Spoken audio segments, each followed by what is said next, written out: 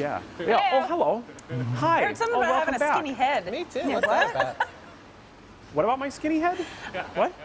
I don't know. That's what we heard. Carry on. Anyway, so Oh, give me a break. there's a lot of things, you guys, that you don't see when your car's in your garage. Now, how much do you think it costs to get one of these racks put in your garage?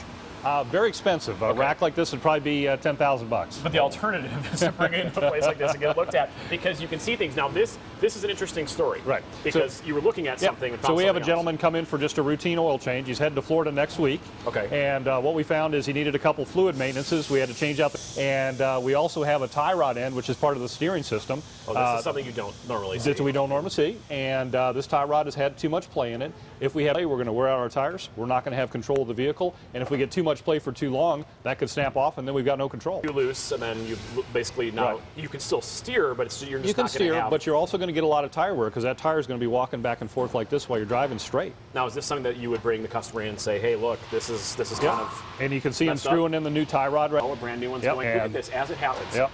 This And is so he's putting the new tie rod in. He's going to rebolt it back together, and then he's probably going to line it afterwards because the suspension system when we take that part apart. Tom, how long do you wash your hands after work?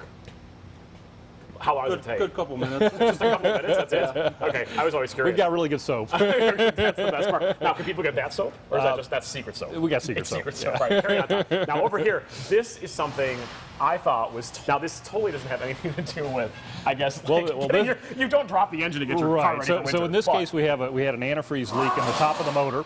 Okay. And what we're doing here is pulling the engine to correct that.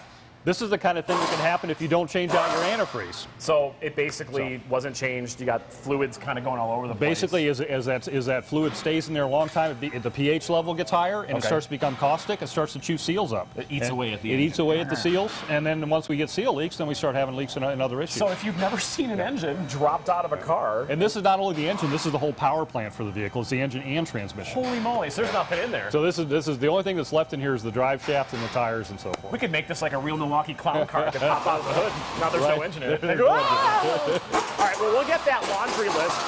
Oh, gosh, loud in here. Yes, it's going to be very loud. We'll get that laundry list of things you need to check coming up at the end of the show, so you guys can check that and cross things off your list for winter. Right up Nicole's alley. She loves a good checklist. I like Thanks, this. Tony. Awesome. Thanks a lot. And you can add this